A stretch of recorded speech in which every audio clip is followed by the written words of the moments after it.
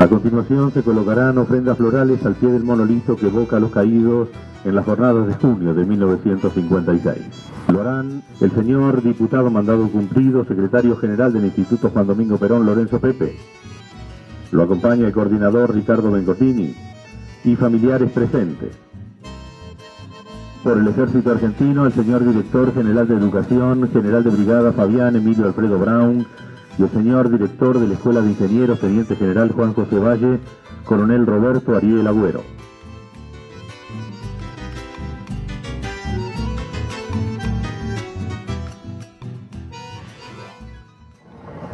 El general Perón afirmaba que solo a los grandes hombres les suceden cosas terribles y que a la Argentina, como un gran país que es y será, también le suceden cosas terribles. Hoy nos encontramos aquí para recordar una tragedia producida en junio de 1956, los fusilamientos de 33 argentinos y seguramente algunos más, como dice Lorenzo Pepe, seguramente algunos más. Tragedia que enlutó al pueblo argentino en general y a la familia argentina en particular. Como producto del odio y de la sinrazón, en este lugar, precisamente contra este terraplén, se asesinó a los coroneles Eduardo Cortines y Ricardo Ibaceta, los capitanes Néstor Cano y Eloy Luis Caro, el teniente primero Jorge Noriega y el teniente primero de banda Néstor Marcelo Videla. A 57 años de este terrible hecho nos convocamos para homenajear a los caídos como reconocimiento a sus convicciones republicanas y democráticas. Junto a ellos también homenajeamos a sus familias, familias civiles y militares, sagradamente unidas como se expresara recientemente. Familias que sufrieron la pérdida de sus seres queridos, que fueron perseguidos y que supieron enfrentar a la sinrazón y a la injusticia con amor, para forjar una patria mejor para sus hijos, superando así odios, enconos y revanchas. Queremos contarle a los más jóvenes y a estas jóvenes generaciones lo que sucedió, pero lo importante es que lo escuchen de la voz de sus superiores, al mismo tiempo que les estamos dando un mensaje de unidad nacional y esperanza para labrar un futuro común en paz.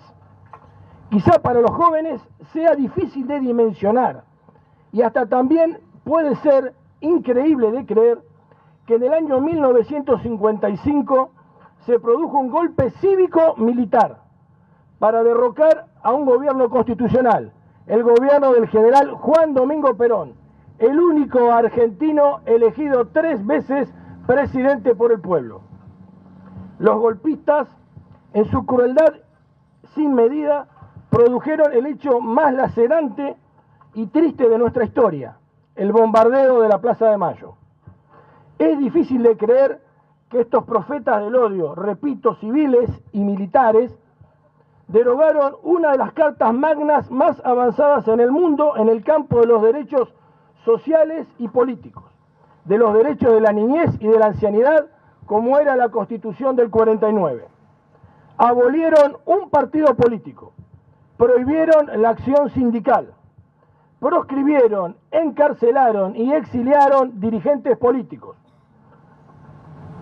persiguieron a sus compatriotas por el solo hecho de pensar y de sentir distinto, fusilaron y asesinaron tanto a sus camaradas como a civiles por querer restituir la vida democrática.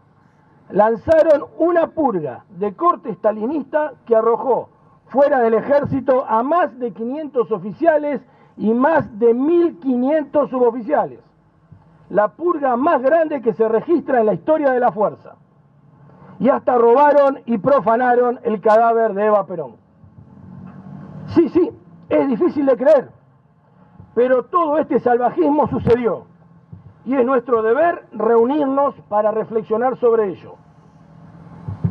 Ante tanto desastre y sin razón que se vivía en el país, un grupo de civiles y militares se convocaron para restablecer la soberanía popular esencia de nuestras instituciones democráticas, como decía la proclama de los días de junio de 1956.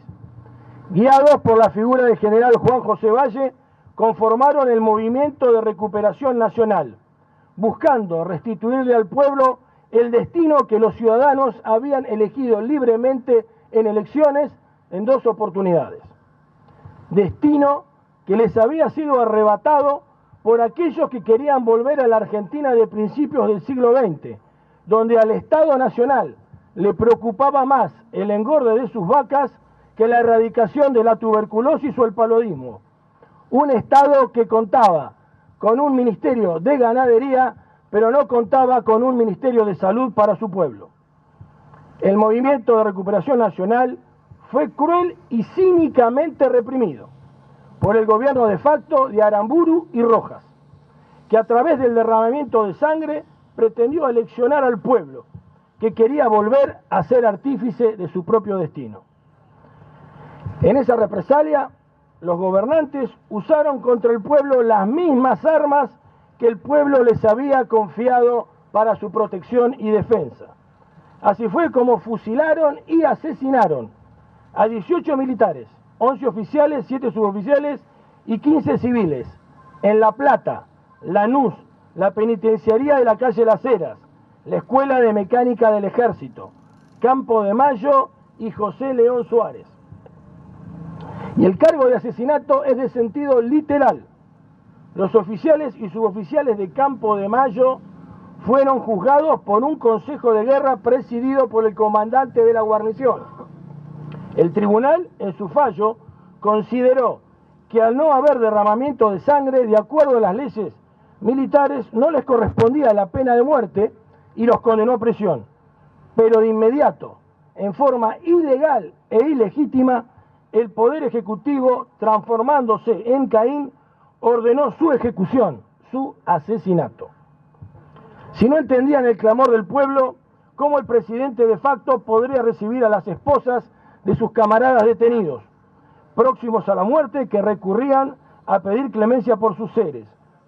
Todos estos camaradas del presidente, que hasta hace pocos días habían compartido la formación, los casinos, los barrios militares, con los que se habían erigido ilegítimamente en la Casa Rosada. Un jefe no puede eludir la responsabilidad de sus decisiones y alegar estar durmiendo para no enfrentar a la tragedia histórica que estaba provocando. Así fue como se dañó el tejido social argentino. Así fue como surgieron mártires civiles y militares, al mismo tiempo que otros civiles y militares se convocaron en sus verdugos. Fue Salvador Ferla, en su obra Mártires y Verdugos, quien dijo las cosas por su nombre, denunciando por primera vez la naturaleza del régimen instaurado por la fuerza en el año 1955. Hoy contamos aquí con su hija Diana, y realmente se tiene que sentir muy orgullosa, porque había que tener mucho coraje para decir y escribir los hechos y las cosas como la describió Ferla en esa época. Ante tanta barbarie, queremos enfatizar en la integridad y el compromiso de los mártires para con los valores republicanos y democráticos, como también con su entereza para enfrentar la muerte. Aquí se vivieron circunstancias trágicas y dolorosas, al mismo tiempo que los mártires dieron ejemplo de virtudes militares arraigadas en el más puro legado sanmartiniano. Junto a ellos, también homenajeamos sentidamente a sus familias, que los supieron contener y continuaron con su marcha. Familias argentinas que ante la dolorosa y trágica pérdida del ser querido, supieron cultivar en el corazón de sus hijos la fe en el futuro y la esperanza. Familias que frente a la soberbia armada dieron muestra de pasión y prudencia y lucharon sin descanso por alcanzar la verdad. Con esta emotiva recordación, renovamos el compromiso del Movimiento de Recuperación Nacional y así cultivar día a día, con fe y esperanza, la unión nacional que los padres de la Constitución nos legaron y los mártires de junio del 53 reafirmaron con su ejemplo. Mirando hacia el futuro, sigamos los principios que nos legaron como testimonio las palabras del coronel Manuel Dorrego. Perdono a mis perseguidores, que mi muerte no sea causa de más derramamiento de sangre. Y la plegaria del general Juan José Valle. Ruego a Dios que mi sangre sirva para unir a los argentinos. ¡Viva la patria!